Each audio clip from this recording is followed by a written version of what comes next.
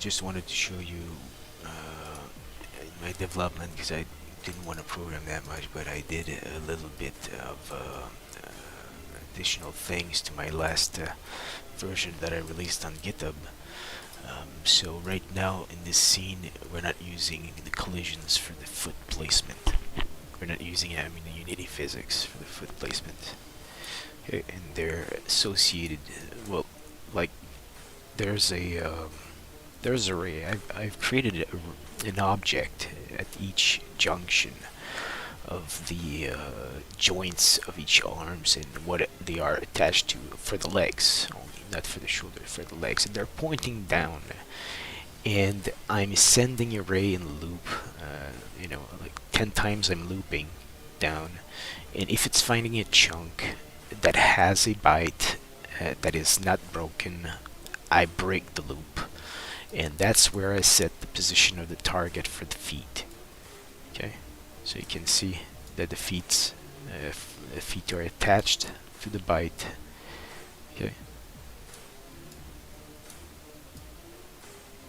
with inverse kinematics.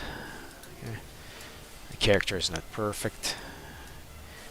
So in here, if I get, it's not that bad right now how it behaves.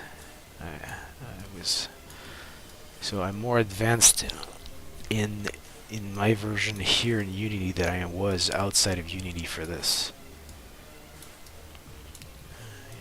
Outside of Unity, I tried to do it and I failed terribly. It wasn't perfect. Well, it wasn't that bad, but here in Unity, somehow the way that I coded it, feet are not stuck at the same byte. The moment that I move the character, the feet are changing bytes in front or in the back or in the rear. There's still some bugs, but otherwise you can see that the feet are stuck at the byte that they are in. At the byte that where the direction is heading from the joint towards the floor. Okay. There's no movement though with the keyboard. I removed that temporarily, so I'm gonna re-add that later. So it's not perfect here, as you see. Well, because there's no rotation of the character, but also that it passes through. The feet pass through the last layer to find that there is a byte on top. So there's still a lot of things, and also there's another bug in my thing. Okay, there's another bug. Oops. So not that rotation. Sorry about that. This rotation here. Okay. So if we go in the negative, so this chunk here. This chunk here is positive in all axes, and everything that's underneath, the other chunk underneath, this one too, is in the positives. No, not even that one actually. It's only this one here at the top that is in the positive. And so that chunk here. Yeah. So when we go in the negatives, there's a problem also with the foot not sticking to the byte. Well, not like sometimes losing the target or something. You're gonna see the feet like, yeah, exactly. It's kicking to the left or right, right here, right there. So that's something that I need to figure out, because in the positive I don't have that issue. Okay, so let's see those kicks again.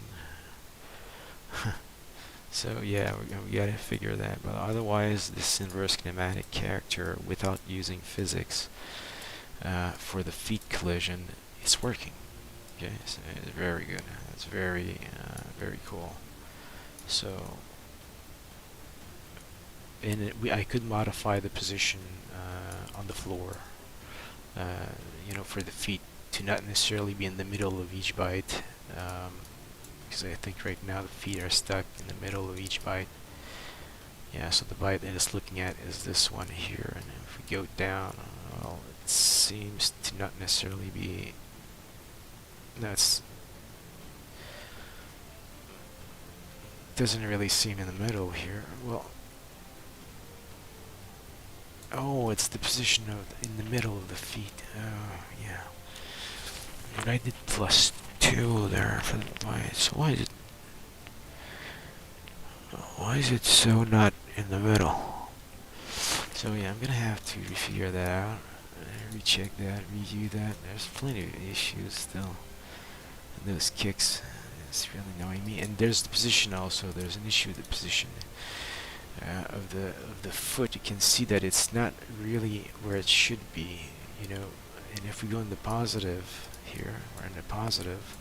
So on the positive chunk, we see that the feet are correctly, the foot and the legs are correctly placed. But we go in the negative, and oops, one leg is lagging behind. So yeah, we're gonna have to.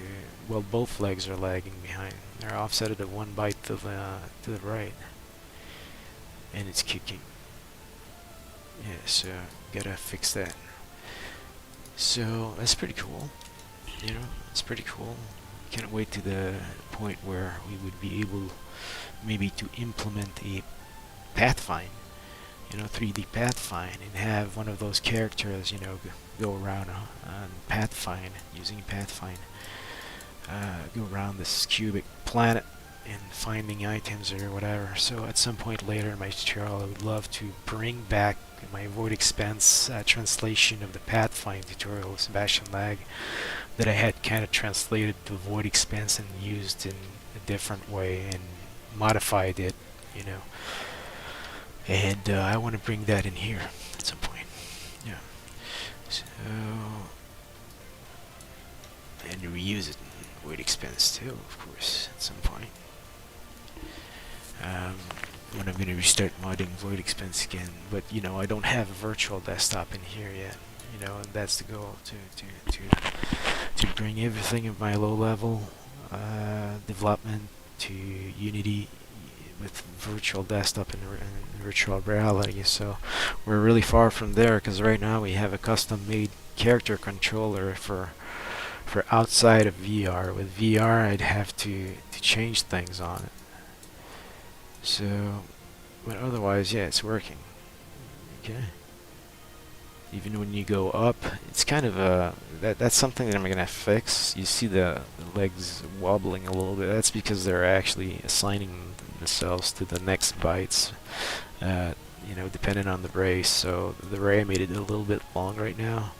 So that's something that I'm gonna change. You know, from the joint there, it goes like down 2 or 3 units there. It's too long. It's not the size or the length of the legs, and the legs also, they don't ever go to idle mode unless there's really nothing. Idle meaning the full length of the full length of the legs, because there's the idle position right here. They're extended. Okay, so that should be the idle position. It should never be a crouching position. So if we go here, we have an issue, you know. That's not set up yet in the code, okay, to have an idle position when after having collided the foot with the ground. So yeah, a lot of work still to do, and as you can see, I'm still using colliders from Unity and putting it in the kinematic, but it's something that I could remove entirely, and that I hope in doing in quite near future, because I wanted to use the dots physics that I have a lot of issues reinstalling on Unity 2020. You know, it's the right version, 2020 point something here. Like this one here that I'm using, 2020.3.43 F1, and it's actually the correct version for installing the Unity physics dots. So it's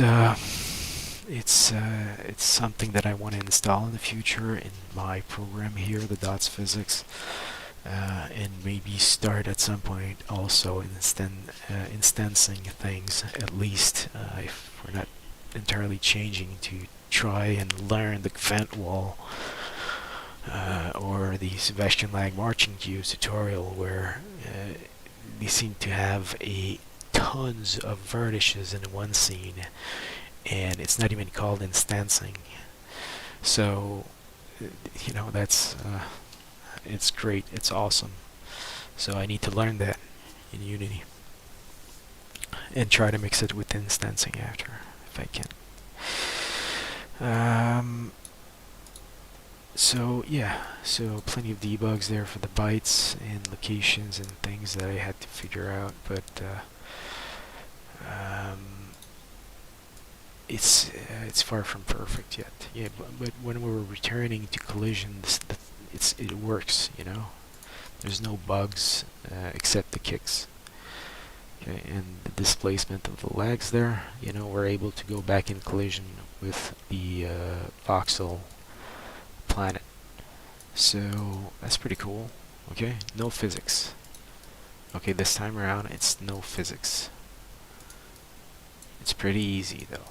Okay, you get the like I say, a ray or an object that you shoot a ray that is the plane size, that is the size of the plane size, or the size of the voxel cubic bytes there.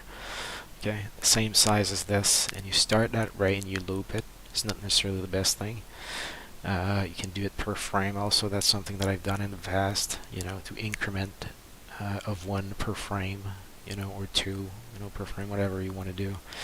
And the moment that that the ray hits a planet, well, even right now, let me just show you.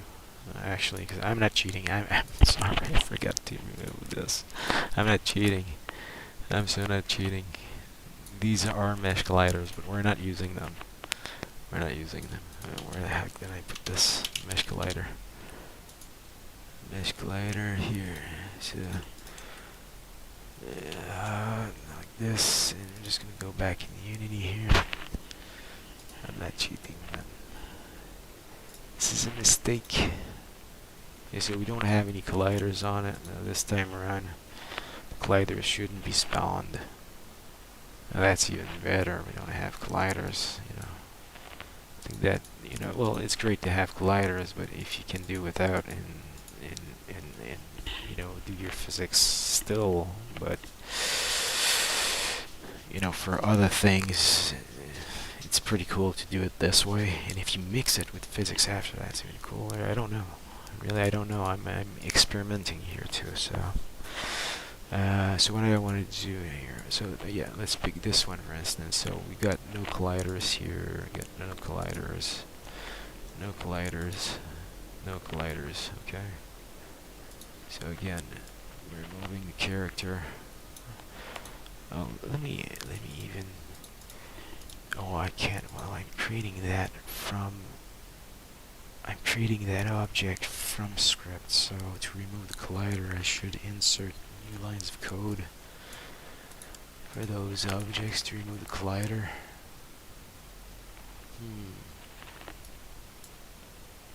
So yeah.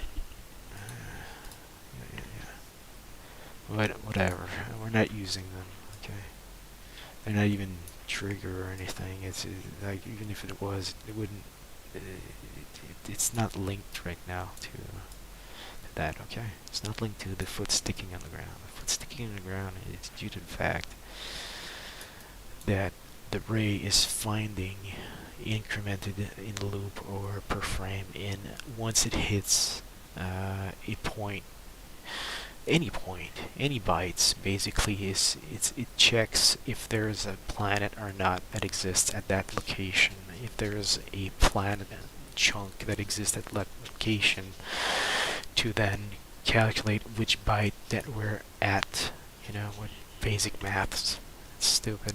It's really stupid. It's super easy to do. Okay, I'm just really happy that I was able to at least achieve that, because I don't think a lot of people are actually using this form of movement, or inverse kinematics and movement on a voxel. world or planet or whatever, voxel terrain. It's like, it's pretty cool. It's something new, you know. But it's not the best yet, of course not, because we're sticking to one byte. But at least there's one thing though, is that we don't need collision of the physics engine to make it work.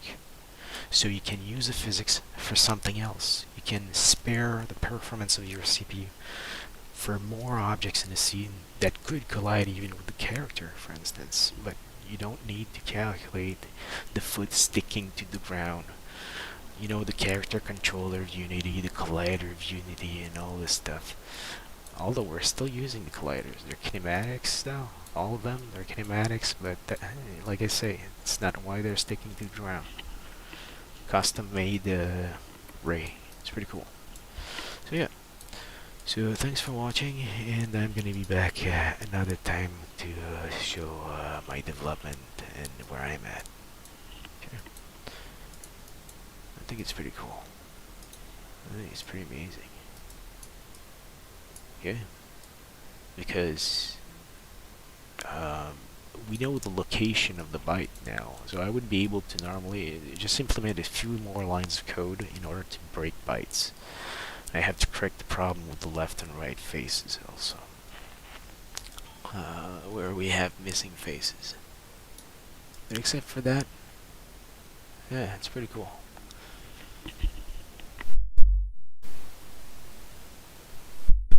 Where the feet need to stop and the character needs to stop also. You know, when we're lowering a character on the voxel mesh. It's pretty cool. Yeah, pretty cool.